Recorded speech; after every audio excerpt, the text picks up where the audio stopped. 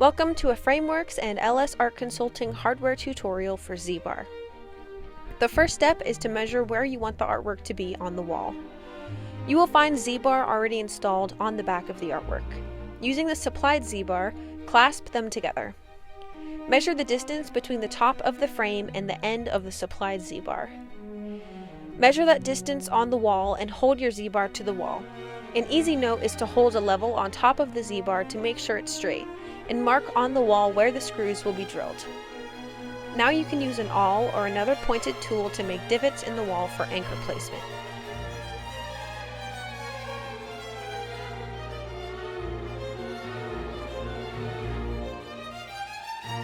Next, drill the screws into the wall inside the Z-Bar.